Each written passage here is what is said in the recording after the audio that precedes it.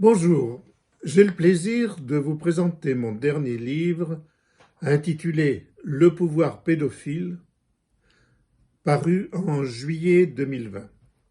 Je voudrais tout d'abord expliquer mon titre. On comprend que je vais parler de la pédophilie, d'accord, mais de pouvoir aussi. Or, deux phénomènes font route commune. D'une part, comme on le sait, les violences envers les femmes sont de plus en plus passées de l'ombre au grand jour. Elles existaient depuis toujours, la société contemporaine ne les cache plus. Ça ne les fait pas disparaître, évidemment, mais elles deviennent visibles, ce qui permet sans doute de les combattre. Depuis des années, avec mon épouse et son association Femmes pour le dire, Femmes pour agir, nous sommes engagés dans cette lutte.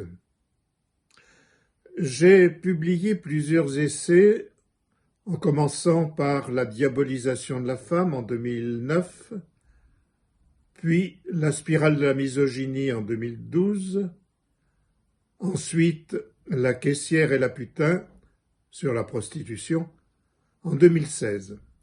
Et il ressort de ces brèves études l'importance, la mise en accusation de la domination masculine, de la violence de cette domination. Nous sommes, avec la pédophilie, dans un même processus. Comment comprendre, accepter ce qui nous vient au jour après avoir été caché honteusement, d'ailleurs pas toujours honteusement, l'emprise des hommes, très majoritairement, la domination du plus fort sur le plus faible, l'enfant, l'adolescent et l'adolescente, objet sexuel d'une triste supercherie, d'une sinistre tartufferie. J'écris « La pédophilie est un pouvoir assis sur un mensonge.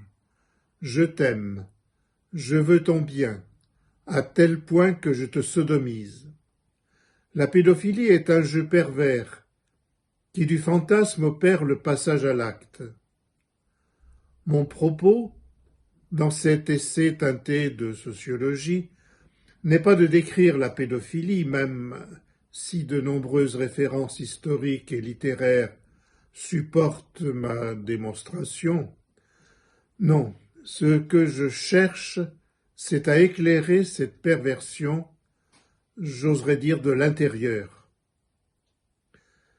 Cela nécessite de ne pas nous focaliser exclusivement sur les affaires, au sens médiatique du terme, comme Outreau, Dutroux, Fourniret, Squarneck, mais en nous persuadant que la pédophilie, les passages à l'acte, se font essentiellement dans l'obscurité des maisons, dans la cellule familiale, ou encore sous les tentes des camps d'adolescents, au fond des sacristies, etc.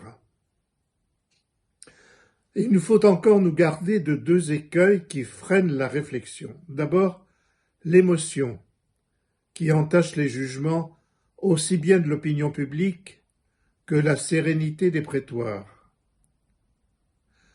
Un psychiatre, Paul Bensoussan, et une avocate, Florence Roult, ont écrit sur la dictature de l'émotion. Je les cite. « Plus que jamais, on ne peut laisser l'émotion et les bons sentiments régler ses affaires. » L'autre écueil délicat à manier est l'idéologie victimaire.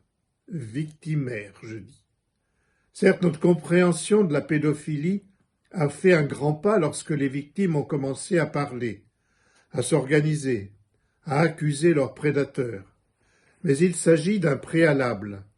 Il est important pour tous les acteurs d'aller plus loin que l'auto-identification en tant que victime. L'être victime, vécu comme une essence, s'approprie l'idéologie victimaire, tant pour l'identifier que pour la réparer. Je me réfère ici au philosophe et sociologue Saül Kars. On a vu ce processus très déployé dans le cas de l'aumônier des scouts de la région lyonnaise. Je n'ai pas voulu mettre au centre de mon sujet les scandales de l'Église. Pourtant, très médiatisés au niveau international et toujours d'actualité. Pourquoi? Parce que ce qui se passe dans cette religion catholique n'est pas fondamentalement différent de ce qui se passe ailleurs.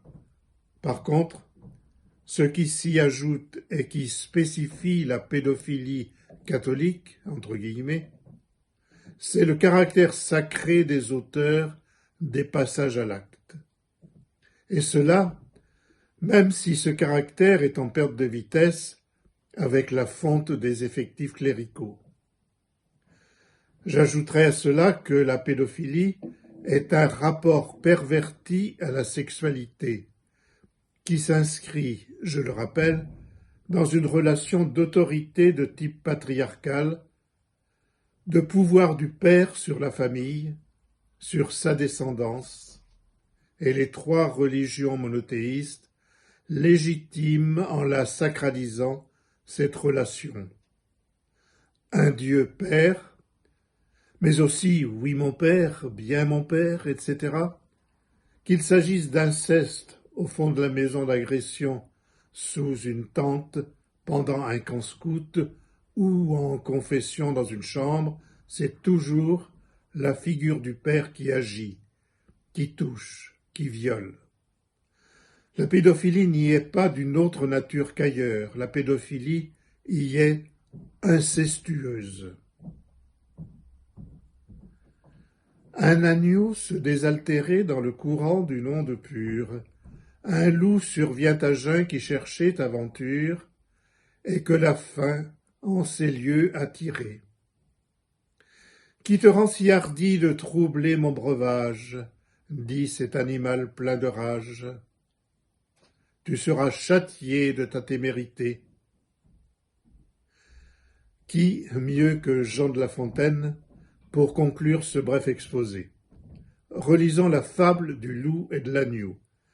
Convenons qu'il faut combattre la raison du plus fort, la violence du plus fort.